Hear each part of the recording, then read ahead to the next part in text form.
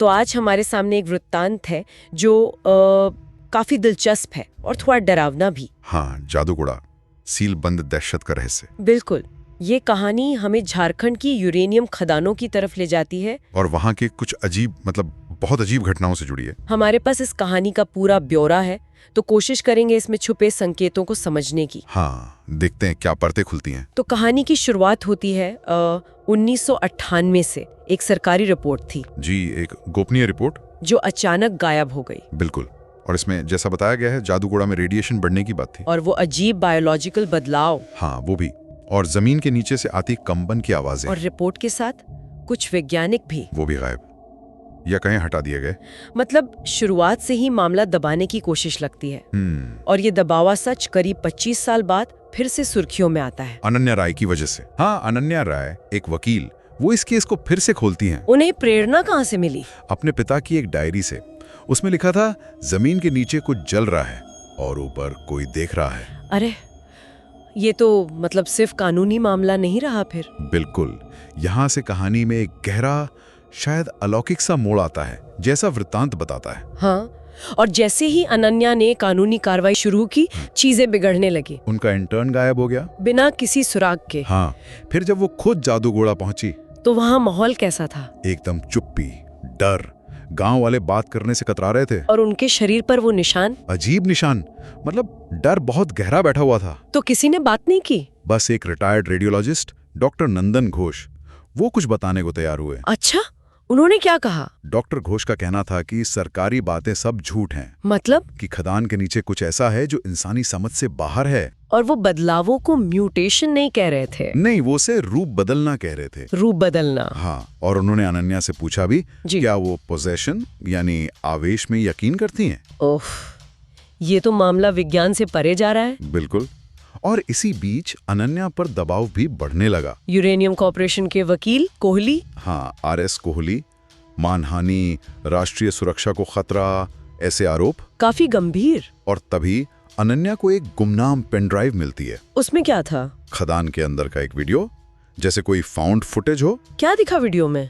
भागते हुए मजदूर और एक बिना चेहरे वाली परछाई। बाप रे, ये तो डरावना है। और फिर हालात और खराब हो गए। डॉक्टर घोष के साथ क्या हुआ? वो एक अहम गवाह थे जी। कोर्ट में पेशी से ठीक पहले उनकी मौत हो गई। कैसे? रहस्यमयी हालात में। पोस्टमार्टम रिपोर्ट कहती है रेडिएशन से जलने के कारण। लेकिन रेडिएशन का स्रोत? अज्ञात, मतलब कोई अनदेखी ताकत, कोई विरोधी। अनन्या को भी धमकाया गया था ना? हाँ, सीधे तौर पर। यह दिखाता है कि सच बाहर लाना कितना खतरनाक था। और ये डर कोर्ट तक पहुंच गया। जज मेहरा का मामला? हाँ, जब अनन्या ने सबूत पेश किए और इसे हत्या बताया तो जज मेहरा ने सुनवाई स्थगित कर दी और उसी रात अपने चेंबर में आत्महत्या कर ली। दीवार पर लिखा था, यह चुप्पी में रहता है। पूरी न्याय व्यवस्था पर साया पड़ गया। इन घटनाओं के बाद कोर्ट ने एक स्पेशल जांच आयोग बनाया। वो टीम खदान के अंदर गई, उस सील किए हुए हिस्से में। हाँ, जिसे 1974 से बंद किया गया था। वहाँ क्या मिला? पहले तो रेडिएशन मीटर बंद हो गए, फिर एक ऐसी सुरंग मिली जो नक्शे में थी ही नहीं। और उसमें अविकसित सी दिखने वाली लाशें, पर ताजा थीं। नहीं। और आखिर में वो विशाल दरवाजा जिस पर 1974 का सील आदेश था। किसी भी हालत में ना खोला जाए। बिल्कुल, लेकिन वृत्तांत के अनुसार वो सील टूटी हुई थी। यहीं से कहानी एकदम पीक पर पहुंच जाती है। हाँ, और अंत तो वाकई रोंगटे खड़े करने वाला है। अंतिम सुनवाई से ठीक पहले वो जांच आयोग, सारे सदस्य गायब, सब के सब। हाँ, अनन्या कोर्ट में अकेली पहुंचती हैं। और जज की कुर्सी पर कोई और बैठा था, एक अमानवीय सी आकृति, वकील कोहली की पोशाक पहने हुए। क्या कहा उस आकृति ने? अनन्या से कहा, कानून वहीं तक है जहां तक मैं नहीं हूँ। बाप रे। ये संवाद मतलब इंसानी न्याय और किसी अज्ञात शक्ति के बीच का टकराव दिखाता है। और उसके बाद केस खारिज। अनन्या राय का कोई पता नहीं।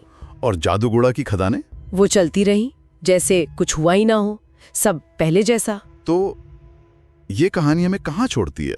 अनन्या लापता, केस बंद, सब शांत। हाँ, सतह पर तो शांत, लेकिन ये कहानी दिखाती है कि सच को कैसे दबाया जा सकता है और कैसे डर और रहस्य मिलकर एक अजीब माहौल बनाते हैं।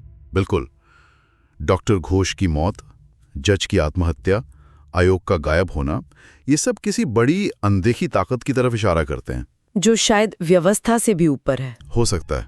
और वो आखिरी सीन, वो खाली कोर्ट रूम, वो आखिरती और वो लाइन, कानून वहीं तक है जहां तक मैं नहीं हूं। हाँ, ये वाकई सोचने पे मजबूर करता है। क्या कुछ ताकतें वाकई हमारे नियमों से परे हैं? शायद इस कहानी का सबसे परेशान करने वाला हिस्सा इसका अंत है।